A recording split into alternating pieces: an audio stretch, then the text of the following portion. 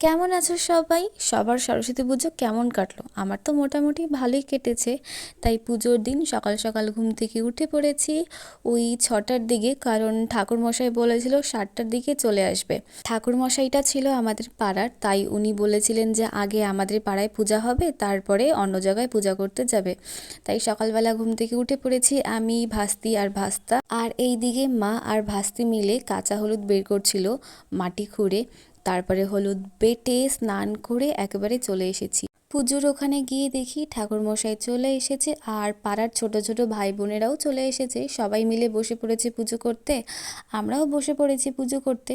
এইবার প্রথম আমরা পাড়ার এখানটায় পুজো করছি। প্রত্যেকবার তো জেঠু বাড়িতে করা হয়, কিন্তু এবার কোনো কারণবশত এবছর আর জেঠু বাড়িতে পুজো হবে না। তাই আমি আর আমার ভাস্তা ভাস্তিরা মিলে চলে এসেছি পাড়ার পুজো মণ্ডপে। তো এবছর সেখানেই পুজো করব। এটাই প্রথম, প্রত্যেকবার তো জেঠু বাড়িতেই পুজো করে আসতাম। এই বছর এখানে আমরা সবাই মিলে পুজো করছি। আর এইদিকে আমরা সবাই অঞ্জলি দেওয়ার জন্য দাঁড়িয়ে পড়েছি।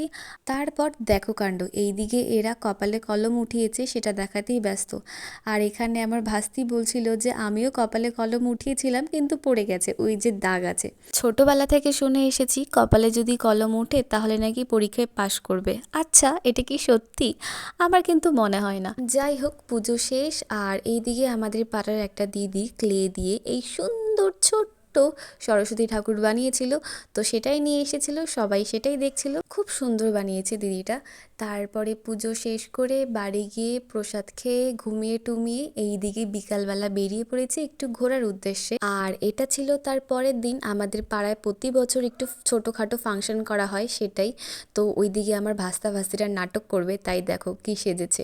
এইদিকে আমাদের নাচ গান শুরু হয়ে গেছে। পাড়ার ছোট্ট ছোট্ট পুচকিগুলো নাচ করছিল প্রথমে, ওদের দিয়েই নাচটা শুরু হলো।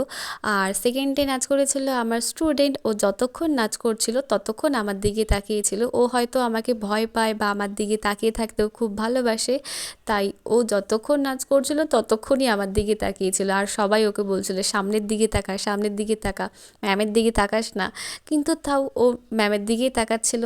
তারপরে আরও সবাই নাচ করছে। আর এখন নাচ করছে, এটা তো নাচ না, এটা কি আমি জানি না। এটা হচ্ছে আমাদের পাড়ার ছোট্ট ছোট ভাইরা। ওরা দেখো কি সেজেছে, পুরো জামা কাপড় কেটে কি যে বানিয়েছে ওরাই জানে। আর এখানে আমার ভাস্তাও ছিল, ওই যে লাল কালারের প্যান্টটা কেটে ছেটে কি করেছে। এরা প্রত্যেক বছর এরকম আতরাঙ্গি টাইপ সেজে সবাইকে হাসানোর চেষ্টা করে আর নাচও করে। সবাই ওদের নাচ দেখে খুব মজা পেয়েছে। তারপরে একটা বুনু নাচ করছিল। আর এখন শুরু হয়ে যাবে আমাদের ভাস্তিদা যেই নাটক প্ল্যান করেছিল সেটা। তারপরে ওদের নাটক দেখে এই দিকে খেলাও শুরু হয়ে গেছে, মোমবাতি খেলা। এখন আমার মা মোমবাতি ধরাচ্ছিল।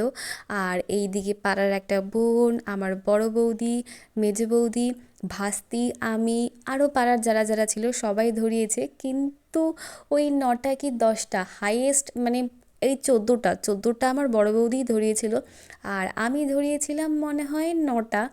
এবছর আমি বেশি খুব একটা ধরাতে পারিনি। এর আগের বছর মোমবাতি ধরিয়ে আমি প্রাইজ পেয়েছিলাম, সেকেন্ড প্রাইজ পেয়েছিলাম হয়তো।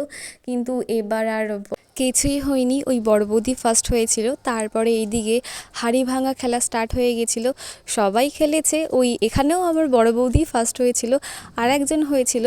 তারপরে দেখো সবাই কোথায় কোথায় চলে যাচ্ছে। আসলে চোখ বেঁধে দিলে না আর দিশা পাওয়া যায় না, মনে হয় কোথায় কোথায় চলে যায়। হাঁড়ি ভাঙা খেলার পর বল খেলাও হয়েছিল, সেটাতে আর ভিডিও করা হয়নি। সবই যদি ভিডিও করি তাহলে মন দিয়ে খেলবো কী করে, সেটাতেও কিছু হতে পারিনি। ওই 4 নম্বরে এসে আউট হয়ে গিয়েছিলাম। তারপর খেলা শেষে সবাই মিলে চলে এসেছিলাম নাচ করতে। আমার তো সরস্বতী পুজো এরকমই কাটলো, তোমাদের কেমন কাটলো অবশ্যই জানিও।